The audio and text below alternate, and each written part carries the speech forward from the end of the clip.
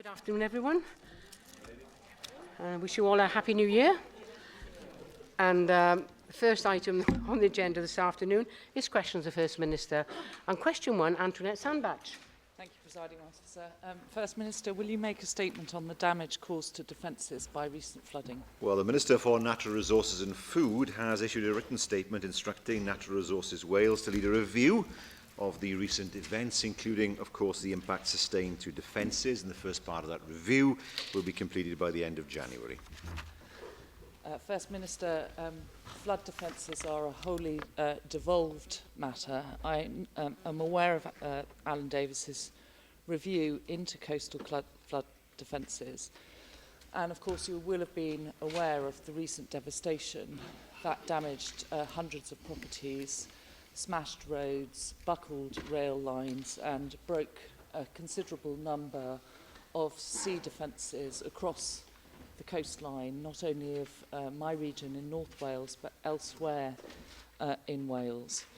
It has been reported that Wales is struggling financially to deal with the flooding aftermath, but also there was a report some time ago into flooding and some of the recommendations from the Environment and Sustainability Committee about what Welsh Government could do to strengthen defences against flooding. Will the review announced by the Minister look at those recommendations to see whether or not a failure to implement any of them contributed towards the damage caused in coastal communities? I believe that is the case. We know, for example, in many communities, but our own being one, the investment that was made in defence has made a real difference to the resilience of those communities. Nevertheless, there were people affected, and my sympathies, of course, go out to them.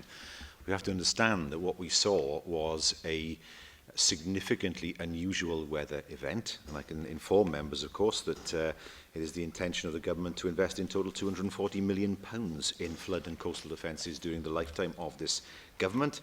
The Secretary of State has made it absolutely clear we can expect no help at all from the UK government. We will, of course, be continuing to invest, and we saw the effect of the investment in many communities that proved to be more resilient. However, it is right to say that in some communities in Wales the storm was so forceful that, of course, we did see some flooding. Anne Jones.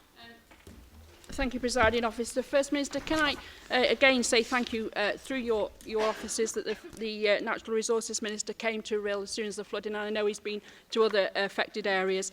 And I do welcome his review, and I welcome the fact that he has the support of the Cabinet in that. Do you share my disbelief that the Secretary of State for Wales, David Jones, could actually not stand up for Wales by saying that he's not going to fight for additional money for levels of government in Wales that will be affected? And so thereby what he's doing is ignoring not only all the constituents of Wales, but some in his own constituency who were flooded. First Minister, you know, the Prime Minister hinted that the Belwyn formula can be used, but do you agree with me that the Tories have actually cut the Belwyn formula so much that it will make it very difficult for local authorities or for indeed Welsh Government to find additional resources? And should the Secretary of State for Wales stand up for Wales? Well, I mean, the Secretary of State could try harder, but that's something we're well used to, I'm afraid. He made it very clear that he wasn't even going to ask for extra funding for Wales. There we are, that's the way he operates.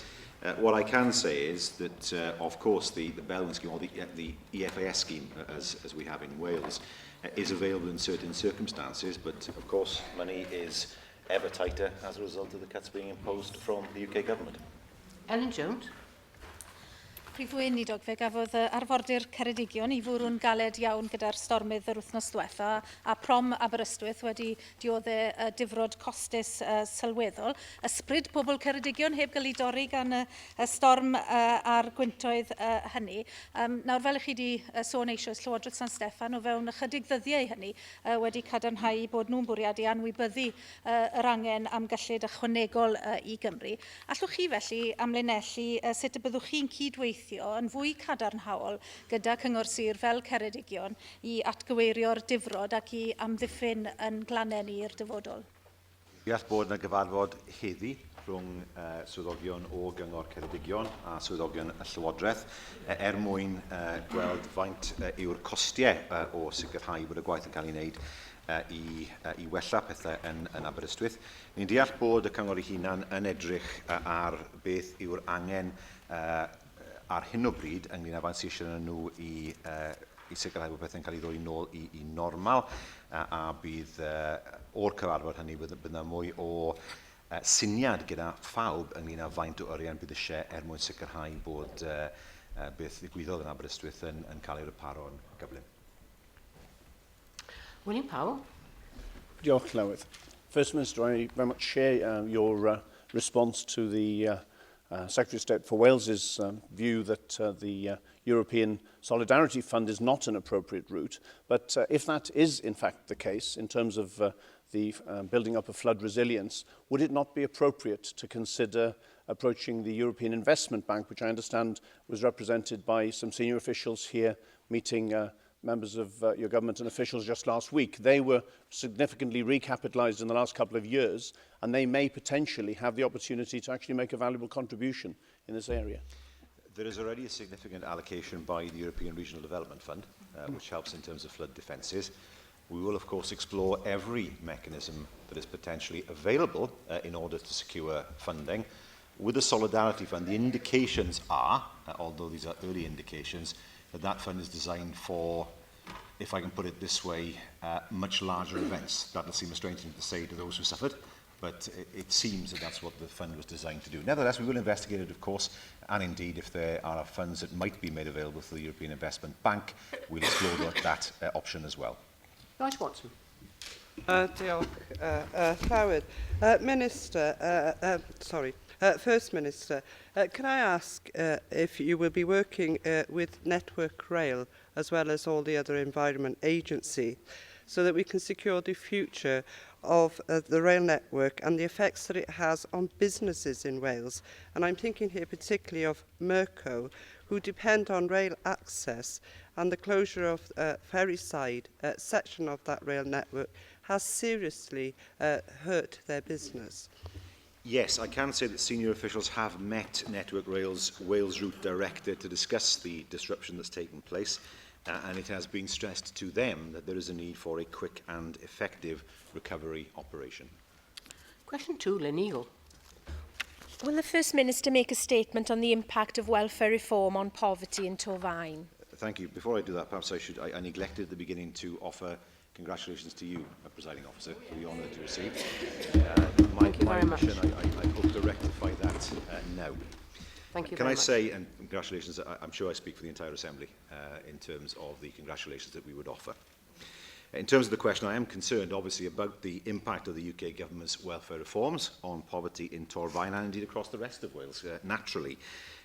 As part of our three-stage programme of research, we will shortly be publishing a report assessing the impacts of the reforms at a local authority level. The Eastern Valley Food Bank in Torfaen has seen a huge increase in demand over the past year. Just in the week before Christmas alone, 300 people were helped and more than 3 tons of food was distributed, and there were heartbreaking stories of mothers arriving in tears because they had no money for Christmas. First Minister, what more can the Welsh Government do to support Wales' network of food banks that increasingly play such a vital role in our communities? And would you agree with me that Conservatives in this chamber, who've been very vocal in support of policies like the bedroom tax, now need to examine their consciences as the bitter Dickensian reality of the vindictive and ideologically driven reforms start to bite? Yes. It is in the DNA of the Conservative Party to attack the poorest in society. They will never change. That's what drives them as a party. Unfortunately, aided and abetted by the Lib Dems, I have to say. In terms of the food banks, it's important, of course, that food banks engage with other local community-based organisations and programmes, such as Communities First, of course, to address the local needs collectively. For example, in the north of Wales, Communities First, the Citizens Advice Bureau and Barnardos have worked in partnership to develop a food bank which has been set up to address the problem of food poverty in Anglesey. William Graham. Officer, perhaps it's worth rehearsing slightly the history of food banks, founded under this name in 2001. In 2005, there were some 3,000 people. By 2010, 40,000 people were attending food banks across the country, all those during...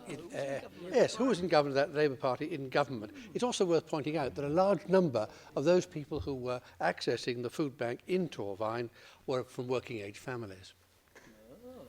Well, doesn't that tell you that the hammering you're giving to working-age families means that even though they're working hard, they're not earning enough money to earn a living? That's the whole point. When they talk about benefits cuts, when they talk about the bedroom tax, they're hammering people who are working. That's the whole point. I mean, that is possibly the most preposterous, or one of the most preposterous questions I've heard asked in this assembly. Somehow, it is I don't know what point he's trying to make here. He makes the point that under a government run by his party, people who are working have to go to food banks. And this is something that he is looking to celebrate. The reality is that the reality of Conservative and Lib Dem Britain is that even those people who are in work and working hard are still forced to go to food banks. That is the extent of the battle that is being waged, not against those who are unemployed, but those who are working hard. They just don't care. Austin Davis. Presiding Officer, First Minister, I have constituents on welfare benefits with permanent degenerative illnesses and yet are being reassessed at least annually for eligibility. Obviously, this is extremely stressful. They've won their appeals at tribunal, and in some cases, DWP have not presented any evidence against them. Would you agree with me this is a complete waste of public money, apart from the fact that it's hounding people with no prospect of improved health? Well, I couldn't agree more with what the member has said. It is quite clear, and I expect the research to show this, that there are people who have illnesses from which they will not recover, illnesses that put them at a permanent disadvantage in terms of getting a job, and yet they are being denied benefits. Surely the benefit system is there, at least to assist people who are not able to work. And what we see is what seems to be a systematic campaign, not just against those of working age but who are unemployed, not just against those who are unable to work because of disability, but against those who are in work but don't earn much money. They are all people who, in the eyes of the Tories and the Lib Dems, are undeserving. Mick Anthony. First Minister, you'll be aware of proposals by the Tory government to cut or to withdraw housing benefit for under-25s. In Wales, there are 20,000 under-25s with children who will be affected. Torfaen, 700. In the Pontypridd constituency, 400 under-25s who now potentially face losing their homes or not being able to feed or heat their children. Does the First Minister agree this is another example of the Tories hitting the poorest and the most vulnerable while the Lib Dems bury their heads in the sand? Well, I'm afraid it is. I mean, in terms of the logic of this, if this is a policy advocated by the Tories and the Lib Dems in this chamber, they must accept that it will lead to people under 25 living on the street. That's what will happen. And if the Lib Dems say rubbish, I tell you what, you have lost every social conscience you ever had, if you think that that is rubbish. If you take support away from under 25s who are unable to get work, they will end up not being able to put a roof over their heads. What sort of party have you become? We now move to questions from the party leaders. And first this afternoon, Leader of the Welsh Liberal Democrats, Kirsty Williams. Thank you very much, Presiding Officer. And can I, on behalf of my group, also congratulate you on your inclusion in the New Year's Honours List. It's a source of great pride, I'm sure, to all of us that you should be honoured in such a way. First Minister, year on year, the number of apprenticeships in Wales has declined. Your own government statistics show that they have plummeted by a third over the last 5 years. Will you resolve that by the end of this year, the long-term decline of apprenticeships in Wales under your leadership will be reversed? Let's look at the issue of apprenticeships first of all and deal particularly with Jobs Growth Wales. The most successful scheme of its kind anywhere, I would argue, in Europe, where out of 10,000 jobs that have been, opportunities that have been created, over 8,000 of them have been filled. That is an extremely successful scheme. And where else do we see evidence of its success? The fact that the unemployment rate for those between 18 and 24 in Wales is significantly lower than the UK average. It is 16.9% in Wales. The UK average is 19.1%. If you match that together with schemes like the increased apprenticeship offer, with the apprenticeship matching scheme, with pathways to apprenticeships, with shared apprenticeships, with the Young Recruits programme, take all those together with Jobs Growth Wales and you see the real difference it makes to the unemployment rate amongst those between 18 and 24. First Minister, in 2007 there were over 53,000 apprenticeships offered in Wales. By 2012 that had dropped to under 40,000. But First Minister, at the start of the year, record number of people are waiting longer than they should for treatment on the Welsh NHS. 13,000 people are waiting more than 6 months to start their treatment. Will you resolve that by the end of this year you will hit your own government's target to ensure that nobody waits that long? I wonder if she's included Jobs Growth Wales in those statistics. It'd be interesting to see that, because or do they not count that as an apprenticeship scheme of any kind? The reality of the situation is that when it comes to the economy, those targets are being exceeded. It is true that the targets are being moved towards in health, in the opposite direction. We know this is happening in England, and we know, of course, what's been put in place in terms of education to improve the education system. If you look at the Welsh economy, we are doing better than the UK average. Unemployment has come down faster than anywhere else. Youth unemployment in 18 and 24 is much below the UK average, and it shows that despite the economic folly of the UK government, the Welsh government is helping to make sure that young people get opportunities they deserve. At the start of this year, more than a quarter of local education authorities in Wales are in special measures, and last month's PISA results showed us going backwards compared to our international competitors. First Minister, as we've seen this afternoon, I suspect there won't be a lot of agreement between us this year, but can you agree with me on this, that 2014 should be the year that we resolve that Wales can do better than this, that Wales is better than this? And will you outline today what new actions your government will take this year to deliver for Welsh pupils, for Welsh patients and for the economy? Well, I think the leader of the Lib Dems does herself a disservice when she says we won't agree on much. Certainly, we'd always look to work with other parties where we can. But you only have to see what's been done in education, what's been put in place, particularly with the National Literacy and Numeracy programme. If you look at it, for example, health, where the statistics are generally moving in the right direction. Look at cancer waiting times, for example, they're the same as in England. Yes. There's no difference. They are pretty much identical. We know that improvements have happened in terms of ambulance response times. There's still some work to go to build on, and that much I understand. And of course it will take time for the programme that was outlined by the previous Education Minister, taken forward by the current Education Minister, to have the greatest effect. But we do know, of course, that when it comes to education, local education authorities are the deliverers. And they cannot escape responsibility for education within their own communities. And I look forward, of course, to any suggestions or any views the Williams Commission might have on this issue. Nothing new. Will now move to Leader of the Opposition, Andrew Davies. Thank you, Presiding Officer. And could I also join in paying tribute to your award in the New Year's Honours List, very richly deserved for all the years of public service that you have undertaken, but in particular the recognition for the sterling work that you have done in assisting women into public life and into public representation, which I think was on the citation of the award in the New Year's Honours List. And from my group, our heartfelt congratulations to you, Presiding Officer. Could I also, with your indulgence, Presiding Officer, draw the Assembly's attention to the passing of Lord Wyn Roberts, who passed away in the Christmas recess.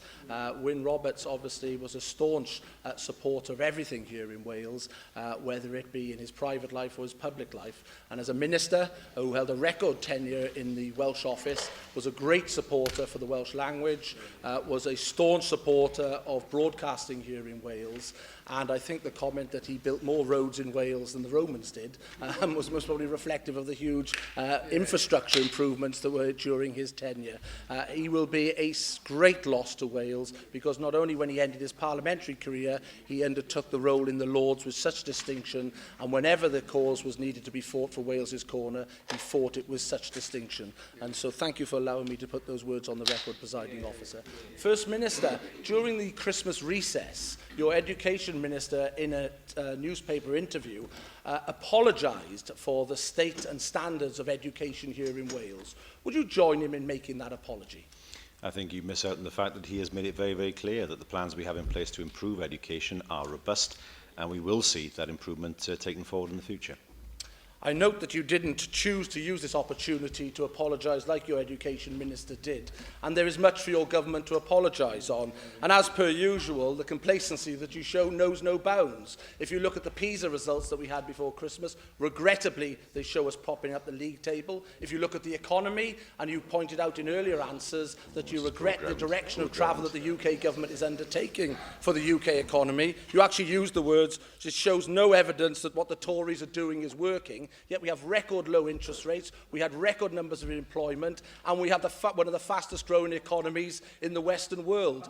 Not only that, the Centre of Economic and Business Research points out that the UK economy will actually be the largest economy in Europe, which regrettably your measures are showing that the Welsh economy is continuing to be one of the poorest economies in Europe. And under your health measures, we have a doubling of waiting times. Now, at the start of 2014, isn't it time that you reactivated your delivery unit and got them delivering on the policies that you pledged at the start of this Assembly, so we can see an improvement in the economy, we can see improvement in our health service, and above all, we can see real improvement when you measure us against international standards in education? Well, he does have amnesia, or he hasn't realised that interest rates dropped before there was a Conservative and Lib Dem government. And that happened at the time of the Labour government. They haven't changed since this current UK government came into place. The point I make is this. Things could have improved much faster if the Conservatives and Lib Dems had taken a different view. The economy was in a better shape in 2010 than it is now. There's a reality of it. It was recovering in 2010, then it was pitched back into a decline after that. I offer in evidence what we have done in Wales. Our unemployment rate is now the UK average. It's come down faster than anywhere else. I offer in evidence the fact that our youth unemployment rate is so low compared to the rest of the UK. That is, at least partially, as a direct result of the scheme Jobs Growth Wales. It shows that a dynamic Welsh Government can make a real difference to the life chances of people in Wales, despite what happens elsewhere. When we look at health, we know it's going in the right direction. We look at England and we see things going in the wrong direction. There was an innovations fund that was announced in England. We have one in Wales. It was scrapped, 50 million, disappeared, down the tubes. Nothing happened as a result of it. We see nurses sacked in England. We see the figures in terms of waiting times going the other way. That's not to deny the challenges we face in Wales, of course, but at least we're honest about them, unlike his government in London. As I said, the complacency knows no bounds. We're at the start of 2014. You could have offered the Assembly and the people of Wales some real tangible targets that you would hit, whether it be in health, whether it be in education or the economy. But as per usual, it's always wait for tomorrow, wait for tomorrow. And actually, I never thought I'd hear the First Minister try and describe his government as dynamic, because that's one thing you can't call this lot, is dynamic. Come on, First Minister, if you benchmark yourself against anything in education, the economy or health, and ask any of the people on the 36-week wait, which has gone up time and time again, whether they're seeing the improvements, and they're not seeing those improvements. So when will you actually live up to the mantra that you used at the 2011 election of standing up for Wales and getting your much-vaunted delivery unit actually starting to deliver improvements in the quality of people's lives here in Wales? He always ambles to the starting line, doesn't he? When it came to the constitutional debate, he was last there. Didn't say anything unless it was in agreement with the Secretary of State. When it comes to health, he's no views of his own, none whatsoever, no policies of his own. When it comes to the economy, he keeps on ignoring the fact that the Welsh economy has outperformed most of the rest of the UK as a direct result of what the Welsh Government has done. He talks about dynamism. I give him credit for one act of dynamism. I give him credit for that. His dynamism in announcing yesterday that he would scrap the Wales for Africa programme. That was his dynamism. All those people, I was there last week, who benefit from not aid, but the support that we give as a government to voluntary organisations who help people who have literally nothing. And he sat there from his country estate and said, I want these people to have nothing. Nothing. And I quote directly, he was asked, what do you think of the programme? He said, I do not agree with it, and I quote directly. I can say, as far as we are concerned, we take the issue of it. He can try and shout as much as he wants. But I'll tell him this now, right? Let him go to Uganda and tell people there that he would take funding away from them. Let him go and tell people in Uganda he would scrap the Wales for Africa programme. And then he can go and tell people in Wales how dynamic he is to take money away from some of the most worthy projects anywhere in the world. Isn't that typical of the Tories? They never change.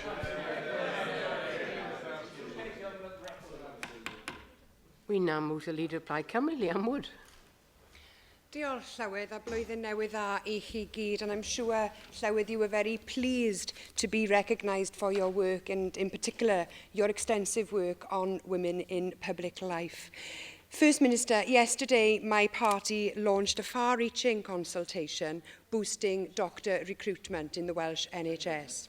We've outlined plans for international recruitment as well as retaining homegrown medical students.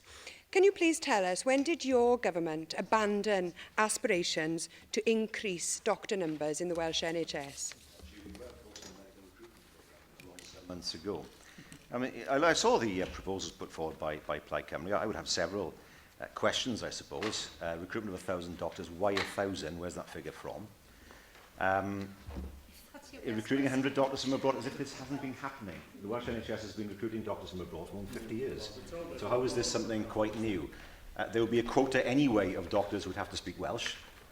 So that would affect recruitment, no doubt about that. This will all be paid for, I assume, by the pop tax.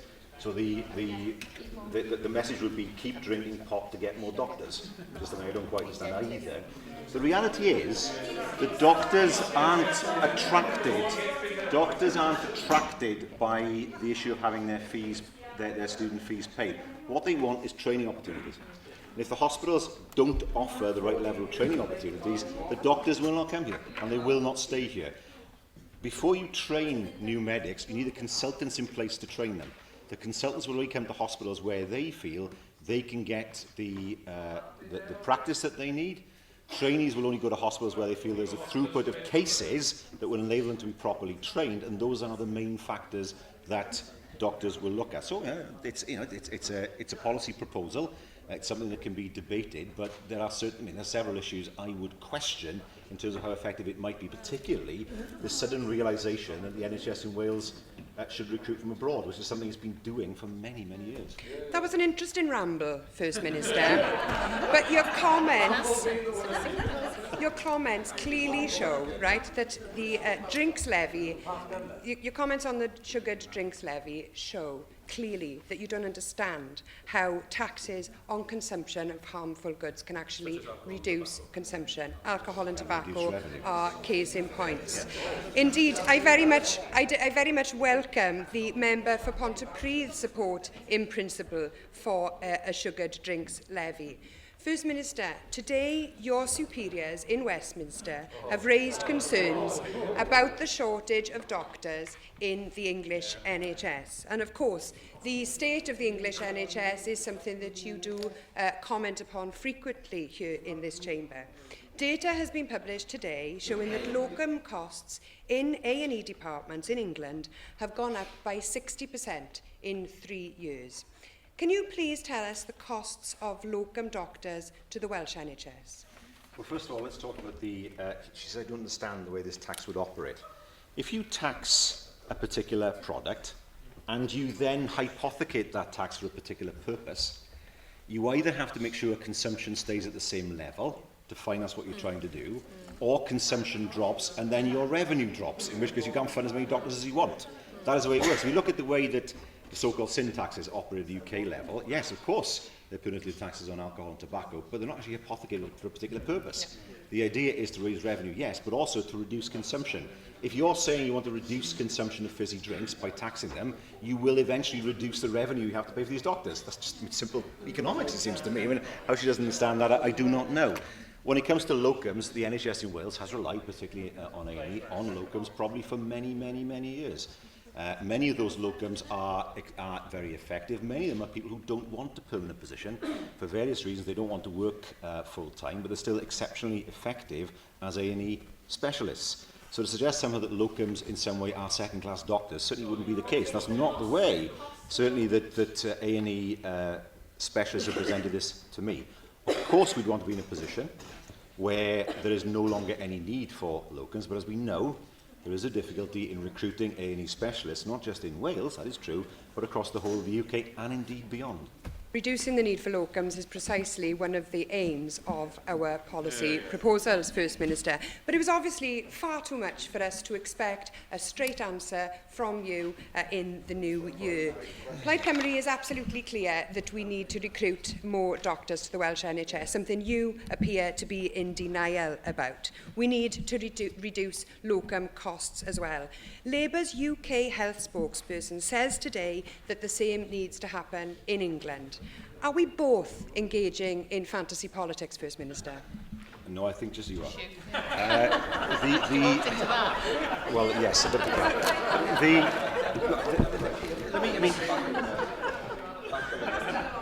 She accuses me of not answering the question. Well, that's her prerogative. But there are questions. It's not her job to answer questions, I understand that. But in general, in the public, she has questions to answer about her own policy.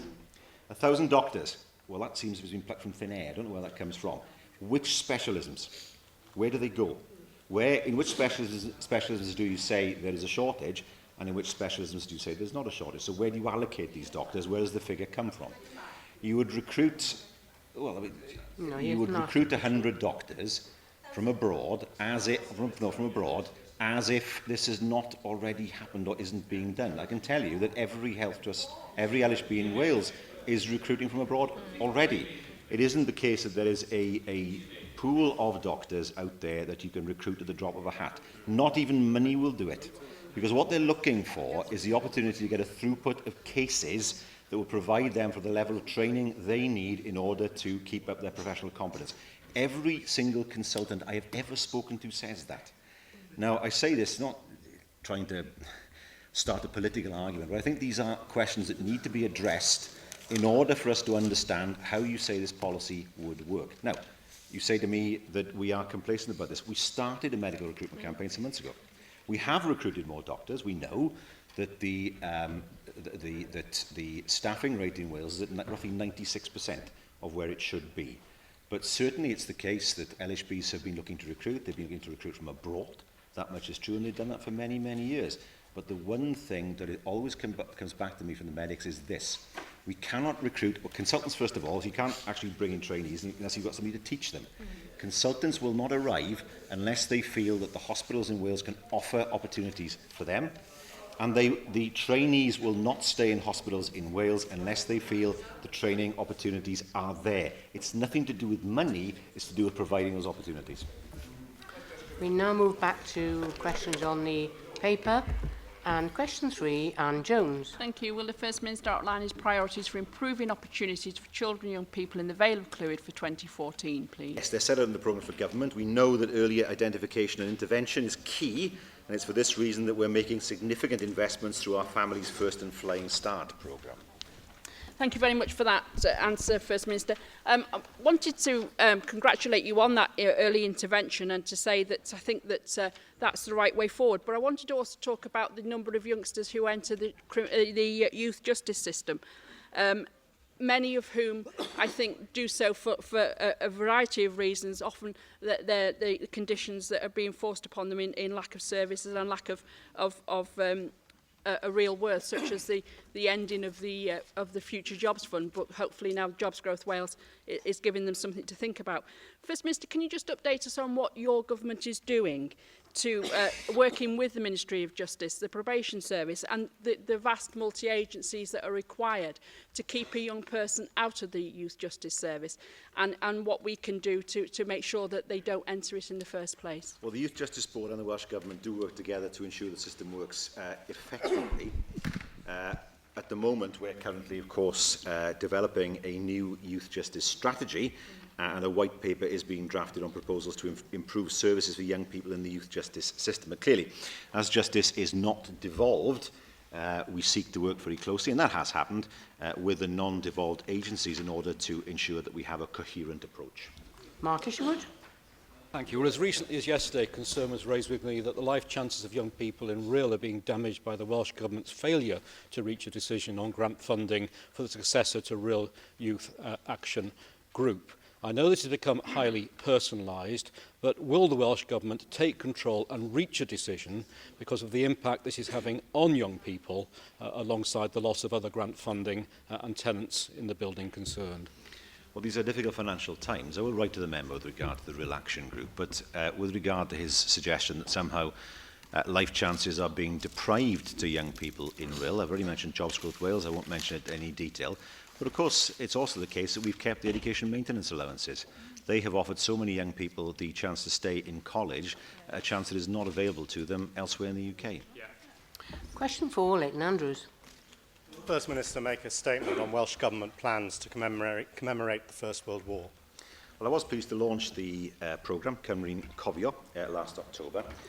My advisor, Professor Sir Diane Hopkin, continues to work with officials and stakeholders to develop further the programme for the commemoration of the centenary of the beginning of the First World War this year. Can I tell the First Minister that plans are well underway now in the Rhondda to mark the engagement of people of the Rhondda in the First World War? Can I urge him to ensure that the emphasis is always on commemoration and not celebration? And would he agree with me that no politician, whether in Wales or in the UK, should seek to hijack the commemoration of the First World War for political purposes? Yes, I do.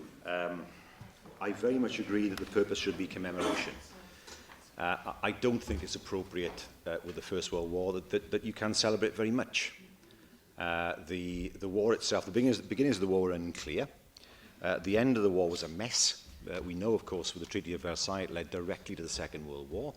We know as well, of course, that it was hypocritical in much of what it said. Self-determination was offered, but only to those people who were white and not Irish. We know, of course, I did see Michael Gove's comments. I couldn't believe that he wasn't struck by the irony of talking about defeating German expansionism at a time when Britain ruled a quarter of the world without the consent of the people who lived in those countries, which I thought was a stunning piece of lack of knowledge of history at the time. If you read the history of the First World War, the reality is that much of it began with one event that led to mass mobilization, secret treaties, some of them, and ultimately to tragedy. I think what we must do in Wales is to ensure that we commemorate, we understand, and above all else, we learn. Susie Davis. First Minister, you mentioned Sir Diane Hopkin and the rich programme of commemoration events in the Welsh Conservative debate last summer. Could you give us an indication of what you expect by way of sustainable legacy from the programme and how you anticipate it being used to meet government objectives of all sorts in the future? Yes, I can. One area where we're doing that, of course, is the assistance that we're giving to schools, because it's amongst young people that the memory will perpetuate. There's no one now alive, of course, who fought in the First World War, though it's not that long ago that we lost the last of those who had been involved in combat. For example, our museums are involved, the National Library is involved. There is a website that has been set up in order for people to learn more about the First World War. And the intention is not that it should be a commemoration for 1 year or 4 years, but the legacy that it leaves will be a legacy that remains in the mind of people for many, many years to come. And that's one reason, of course, amongst many, to come back to what I said earlier, why we've provided funding, for example, to schools to enable our young people to keep that memory going. Alan Fred Jones. Dystiolaeth milwyr o'r ffosil ydy'r cofnod mwyaf dirdynol o'r rhyfel byd cyntaf. Gyda chi ddyddiaduron yn Gymraeg, pobl fel Lewis Valentine, a gyda chi lythyron, a mae gyda chi feirdd fel Hedd Wyn, Siegfried Sassoon, Wilfred Owen ag eraill. Awnewch chi sicrhau bydd lleisiau'r bobl gyffredin hyn a ddi trwy'r erchylltra mawr hwnnw yn cael lle blaenllaw mewn unrhyw gofnodi a chofio y gyflafan wastraffus hon. Hollol.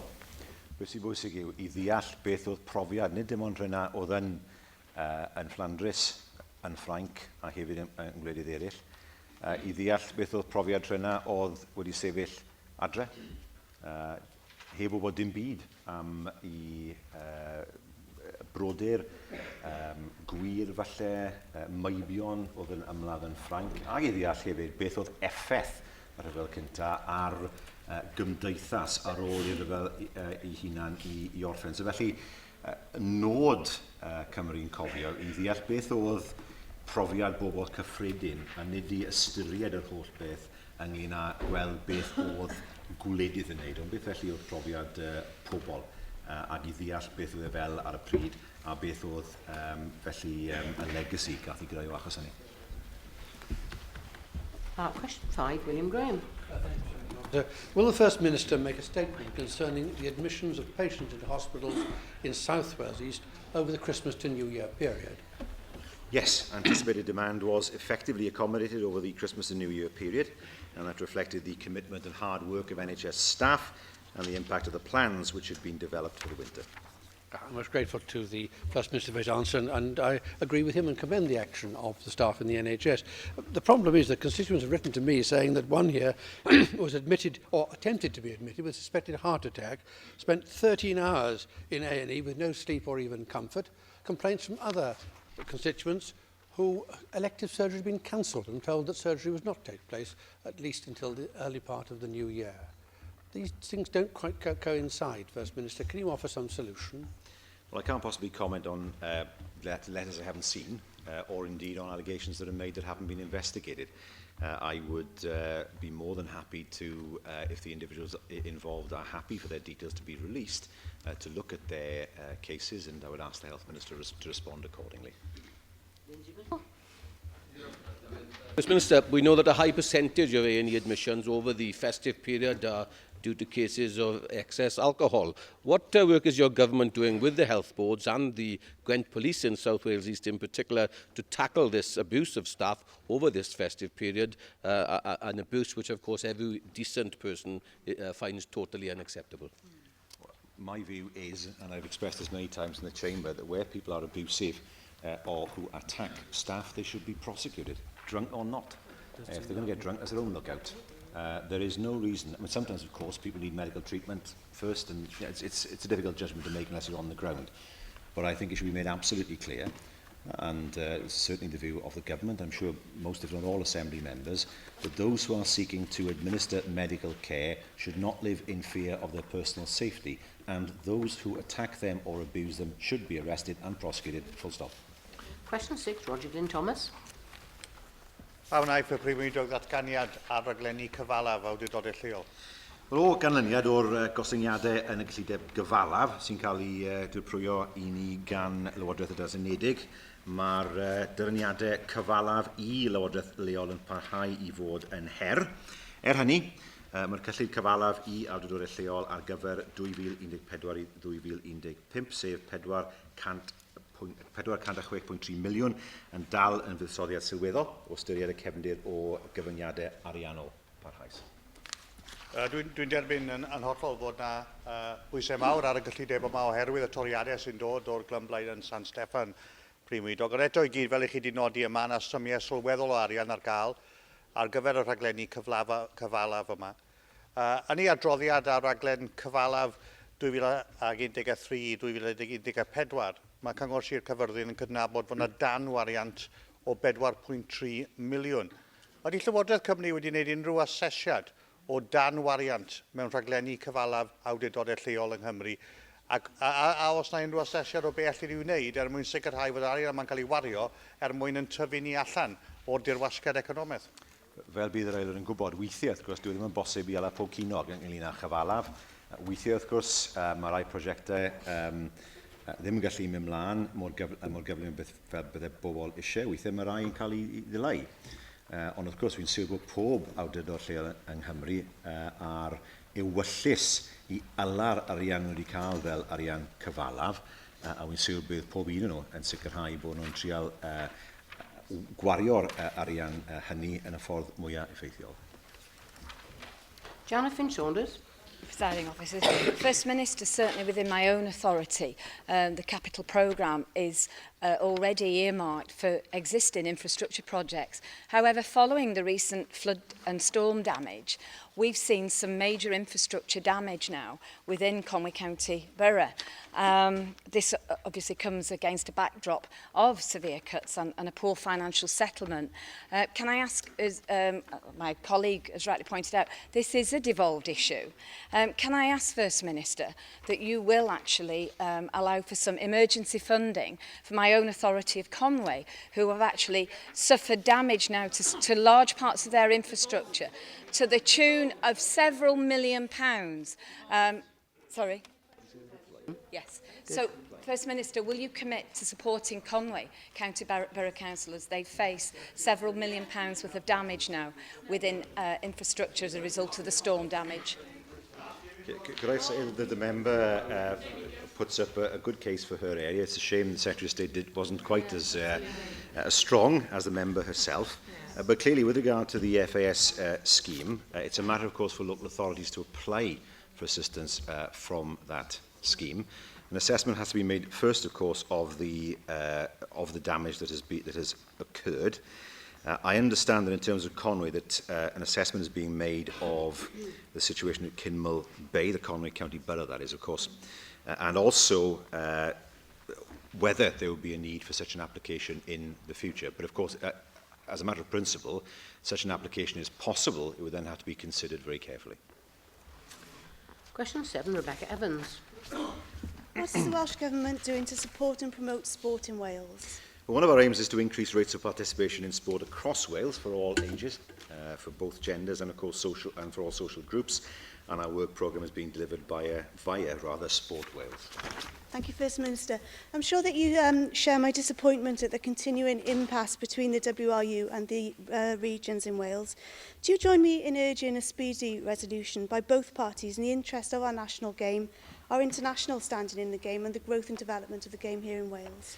Yes, I do, and I've done just that. I wrote to the parties involved and urged them to come to a conclusion as swiftly as possible. Because ultimately, of course, those who are losing out are the fans and the players. That uncertainty does nobody any good as far as the future is concerned, and it is important that there is a settlement as quickly as possible. Mohammed Ashgar.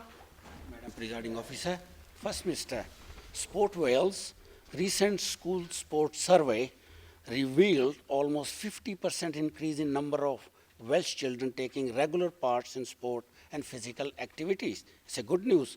However, boys remain more likely than girls to regularly participate in sports by some 8%. What is the Welsh Government doing to encourage more girls to participate in sports, particularly those from ethnic minorities where clothing is a religious and cultural issue? Thank you. The member refers to an issue that's been a problem for some years, the tendency of girls to drop out of physical activity in their teens, particularly, and the tendency of more boys, although it's not universal with boys as well, to keep on playing sport. Work has been done, of course, with Sport Wales in order to assess how this might be addressed. What's important as well, of course, is that those role models in terms of women sportswomen in Wales are illustrated to young girls in particular to see how important it is to carry on going in order to see what success can be achieved.